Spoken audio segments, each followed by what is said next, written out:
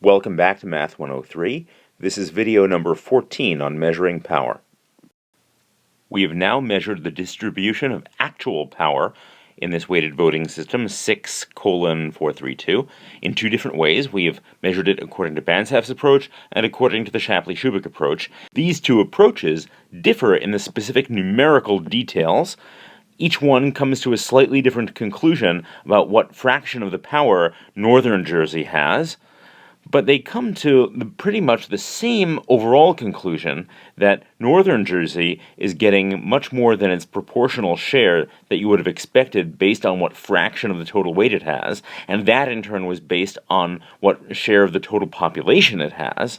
Right? So if you were intending for northern Jersey to have 44-point-something% of total power, well, no matter how you measure it by these two approaches, you end up concluding that northern Jersey gets more, rather substantially more power.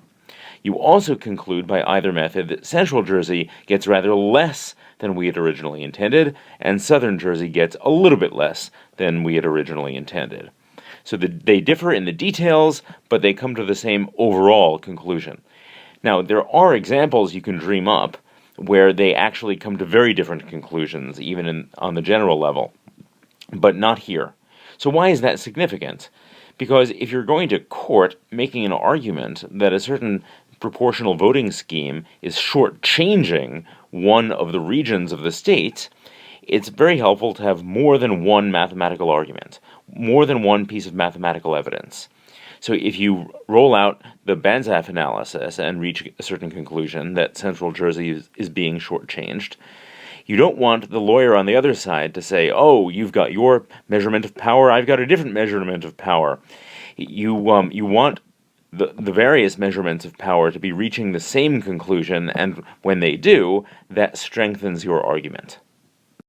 Our next example pertains to a very important real-life weighted voting system, namely the U.S. Electoral College. Now, we're not going to do a Shapley-Shubik analysis of the entire U.S. Electoral College because there are 51 players in it, all 50 states together with D.C., and that's just out of control in terms of the amount of work that's involved. In fact, we will, in a few videos, come back to the question of just what a ludicrous amount of work it would be and how it would not even be feasible to do it by hand. It would not even be feasible to do it on a computer. To convey the idea, but still use some real-world numbers, let us suppose, for the sake of a narrative, that New York, Pennsylvania, New Jersey, and Delaware secede and form their own four-state country. Okay, that would be an insane thing to do, but for our mathematical purposes, let's suppose that's what happens. Okay? In the actual U.S. Electoral College, New York has 29 electoral votes, Pennsylvania has 20, New Jersey has 14, Delaware has 3. So let's suppose that those real-life weights are the ones that are used in the weighted voting system that's being set up in this new country. Okay? And just for the sake of example, let us suppose that 36 of all numbers is selected as the quota. Okay? We will come back to the question of, well, what if it's not exactly 36? What happens if it's only 34, okay? For example. Right? For the moment, it's 36. On the next slide, all 24 sequential coalitions are written out. 24? Wait a minute. 24 equals 4 factorial. That's a number we could have predicted here. There were 3 factorial sequential coalitions with 3 players, and 4 factorial sequential coalitions with 4 players. We might have to investigate that further later on. For the moment, let's stick to the task of finding pivotal players in sequential coalitions, counting up the number of times each player is pivotal, and finding the Shapley-Shubik power distribution of this weighted voting system here, based on our Electoral College example, and then answering the question, does any state have a disproportionately large or small share of actual power compared to its share of total weight? You can see how this is a real-life kind of a question when you set up a system like the U.S. Electoral College. Before doing this, you might find it helpful to print out this slide by going to Resources and finding the Week 4 folder. Just to get us started, because this is a little bit more involved than the previous examples, let's do a few of these together. So when New York starts out saying, yes, I want to join in, I want to vote yes, New York has 29 votes. That does not meet the quota. So New York is not pivotal. Then Pennsylvania joins in.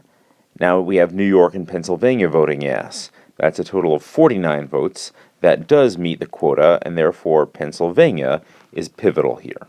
Okay? So when New Jersey comes and votes yes, the matter is really already settled. The motion is already passed. When Delaware shows up, the motion has already passed. Okay.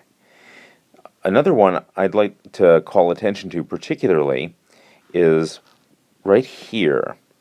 So Pennsylvania votes yes, and Pennsylvania starts things off. So right now there are 20 yes votes.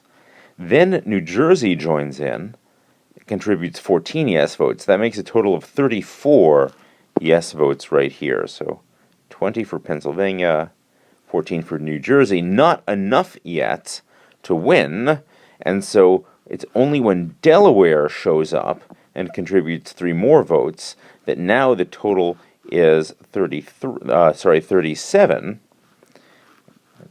and that means that Delaware is pivotal. So Delaware is the one who arrives on the scene just in time to cast the pivotal yes votes. Okay, so Delaware in particular is not a dummy.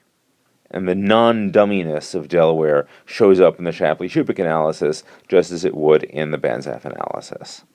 So I will leave the rest of these to you to work out. You can check your work here and see who was pivotal in each sequential coalition. It takes a little bit of doing, working through all 24 and finding the pivotal player in each, but it's really not so bad.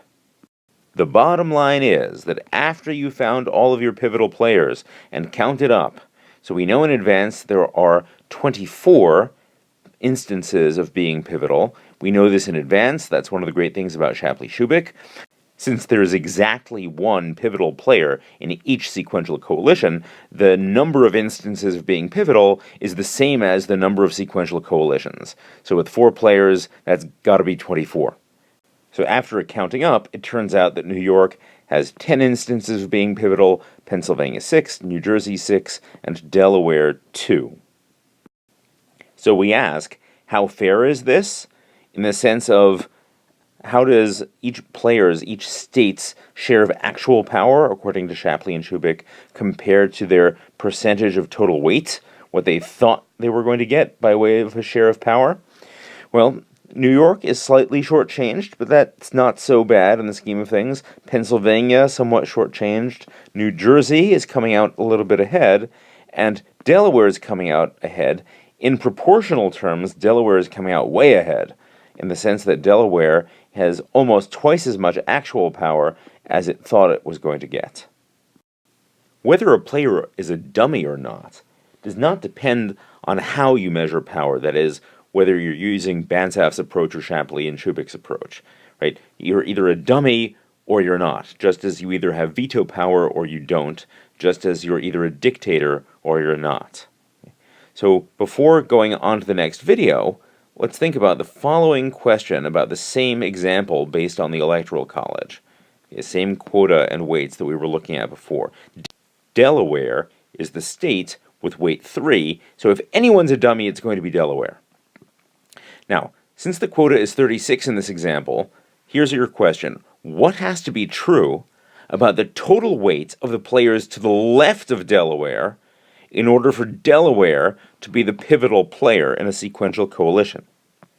In other words, if you've got somebody, and then Delaware, and then somebody else, what has to be true about the sum of the weights of the players before Delaware that would cause Delaware to be pivotal? For example, it might be useful to look back at the coalition Pennsylvania, New Jersey, Delaware, New York, in that order, the sequential coalition. Here we concluded that Delaware was pivotal. What was true about the sum of the weights here that enabled Delaware to be pivotal when it showed up?